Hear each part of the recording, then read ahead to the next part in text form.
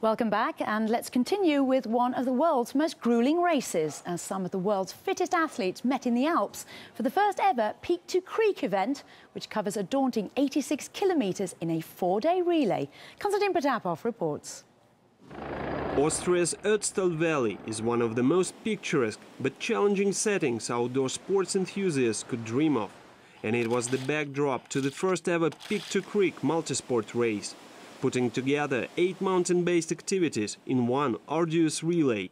3 8-man teams, each member with his own speciality, take on arguably one of the toughest routes on the planet, starting 3,300 meters above sea level on a peak called the Black Edge. 4 days, 8 disciplines and numerous obstacles to complete an 86-kilometer relay. And off they went, starting with alpine skiing. I had a good race, especially the middle part was perfect, and my skis went well, so it was a good race. Then it was time for 23 kilometers of cycling. All riders, including the first ever Olympic mountain bike champion Bart Brandtjens, stretched their skills to the limit on the rocky path. I think the course is pretty nice, some snow crossings that we have to do, but with these conditions it's nice riding. The baton was then passed to the runners, who crossed the Tyrol's highest waterfall by its natural bridge, before moving on to the climbers, who rushed up 60 meters of rock.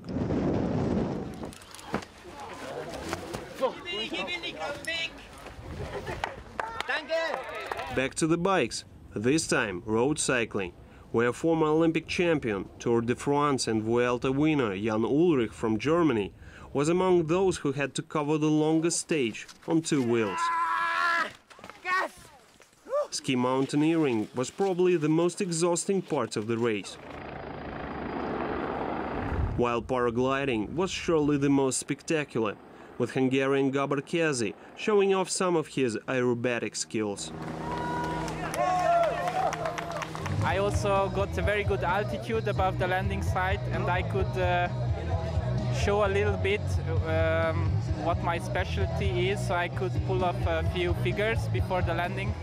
Out of the thin mountain air and into tricky white water, where even Sam Sutton, triple kayaking world champion, failed to catch up with the leaders. I have done a couple of kayak events which are team related, but with multiple different disciplines, it's quite unique for me, and I'm really excited just to see them in their element, the other athletes in their element. On the last leg, all 8 members of the team got into a boat to finish off the route in the rushing waters of the rafting stage.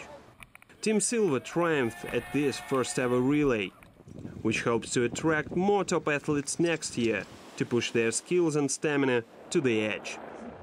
Konstantin Potapov, RT.